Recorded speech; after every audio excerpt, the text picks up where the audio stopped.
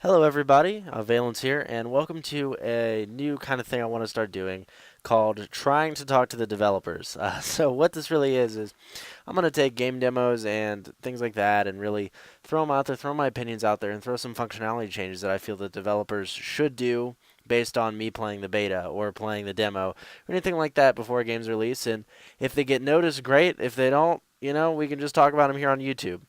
So I wanted to start this off by talking about Spec Ops: The Line. Now, Spec Ops: The Line is made by 2K Games and is coming out June 26th for all platforms. Now, I'm really excited about this game. I originally saw it when I picked up on its storyline, right? It's set in a semi-futuristic world where there was a huge sandstorm, like apocalyptic disaster in Dubai, and the American forces go in to do a survivor check and try to secure refugees. Now, this is where I want to start by talking about what Spec Ops: The Line does right. Now, first, as I just started talking about, is the story. The story is original, and it's also very perfectly crafted, and it involves an amazing plotline. I really like the idea of your main character going in there trying to find out what happened to the man who was leading the operation and then diving into this huge civil war. So these characters felt believable. The voice acting was phenomenon. And by phenomenon, I mean phenomenal. It was very well done. The characters felt believable.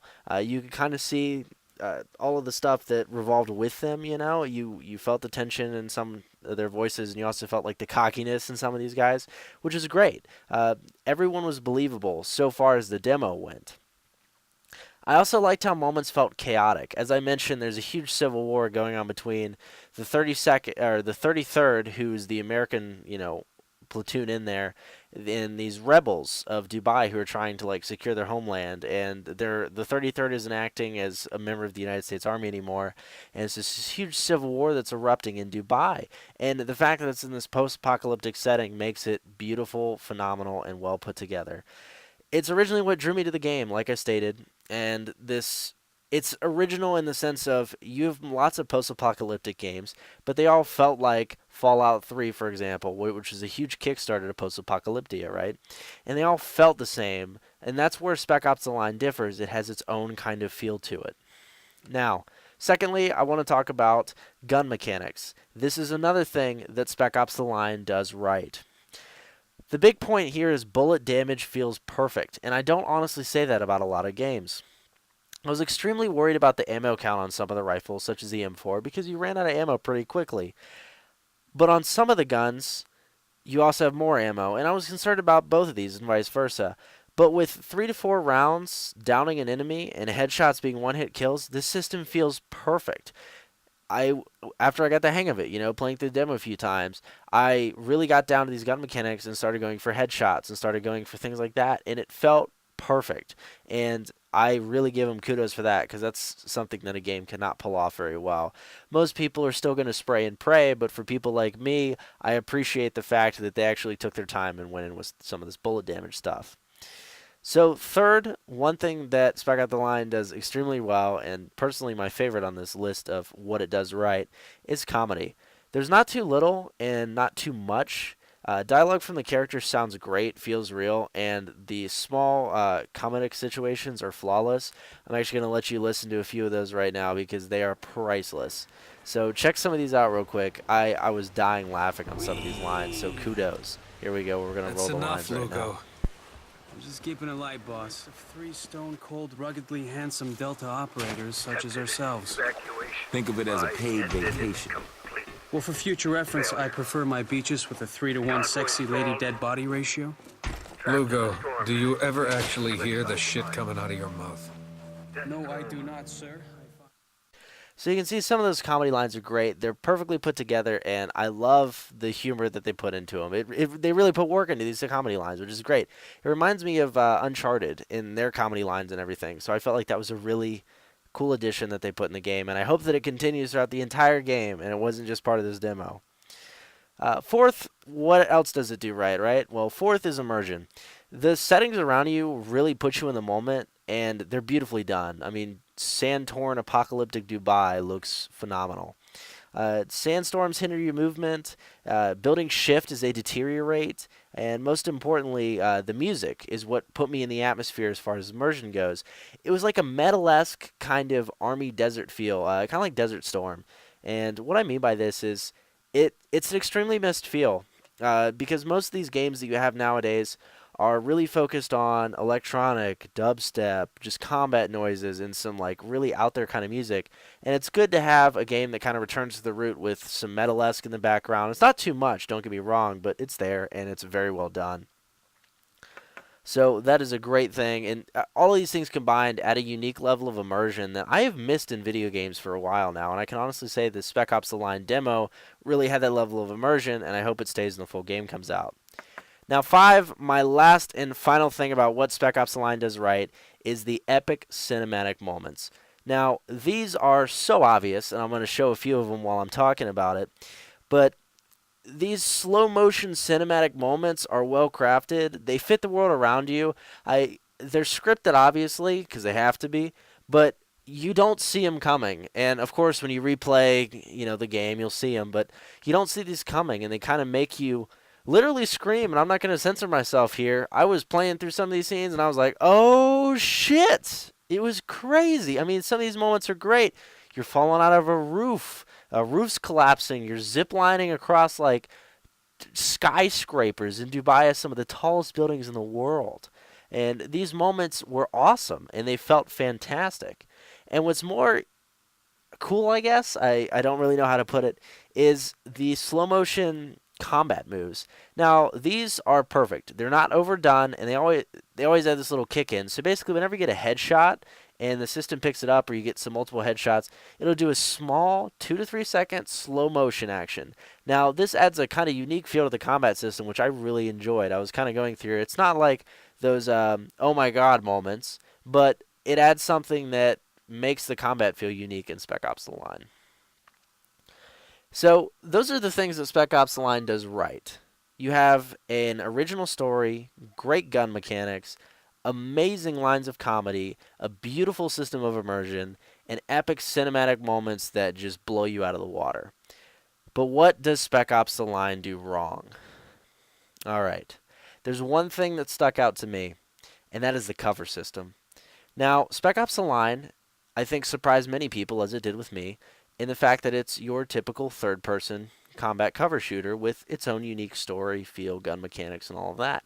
And that's phenomenal, and I'm really happy to see a game like that come out. Now, guaranteed, Spec Ops: The Line may not be the most popular game in the world when it does come out. It's not going to be a massive blockbuster like Call of Duty or Battlefield, but it's going to have a unique feel to it, and what they need to do is keep that unique feel. But at the same time, think about functionality. The cover system is not functional. Alright, so the first point of note is tapping A to engage sprint. Now, while this may work in outdoor environments, and it absolutely does, it does not help in close quarters combat. So often with me, it frustrated me, and I'm sure it'll frustrate people when they run into walls, especially in close quarters combat. There's a specific scene that I'm showing now where I was in the airplane fuselage, and I was trying to move from cover to cover, and it honestly got frustrating because I was trying to sprint, and I was just ended up holding down A anyway because that's how it feels. You have to hold A anyway to slide into cover. So it should be built around holding A. Now I can see where the developers came from in saying that it does seem convenient. You don't have to hold down A to sprint, and it's awesome. While it's great outdoors in the open environments, it is not great in the close quarters combat, and it'll frankly tick off a lot of people, especially if you have your button to hold down A to skip into cover, to slide into cover.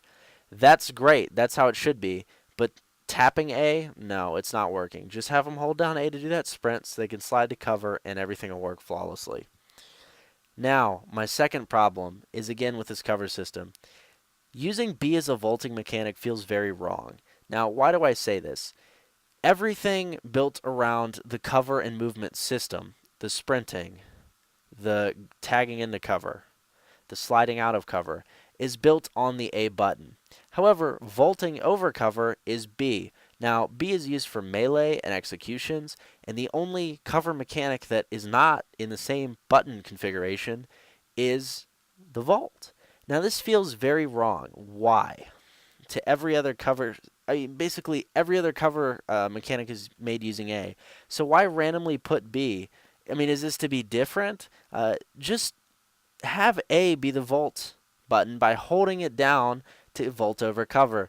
It makes so much more sense, and it'll stop people from confusing the buttons. And while this may not be a big deal to many, it can often mess up the game because people will be like, hey, B, why am I having to hit vault for B? So all in all, I think Spec Ops: The Line is a fantastic game, and I was honestly very surprised by its functionality. I loved its story, as I previously said. I loved the gun mechanics. The comedy, the immersion, and the epic cinematic moments got my attention big time. However, the cover system needs a little bit of work, and I do hope that if any developers are watching this, you take my thoughts into consideration. Have A be your cover button, have B be your melee button. It's just that simple. Everything is much easier if you put it all on the A button. Yeah, people may say, oh, you copied Gears of War or something, but there's no shame in copying something that works and is functional, especially for multiplayer. And that's where I'm concerned with this. While on campaign it may not be too big of a deal, if you want to get a nice, competitive, flowing multiplayer game going on Spec Ops: The Line, because some people are only going to buy it for campaign, but most people are going to play through campaign and then get into multiplayer, and you don't want to lose those people. So the cover mechanic is a big thing for this game, especially since it's a third-person shooter, and I think that it should all be integrated on the A button. So guys, thank you for watching this video. I appreciate all of the feedback that you guys can give me. Toss out the comments. Feel free to post this on your Twitter, your Facebook, whatever, and tell me what feedback you get because I'm interested in how you guys feel about this game. Spec Ops: The Line is something unique that I haven't seen for a while, and I'm excited to see it, but I don't want to see it fail just because of a small issue like the cover system. So, what did you guys think of the cover system and anything else with Spec Ops: The Line? Feel free to post a comment below, and like I said, please share this video.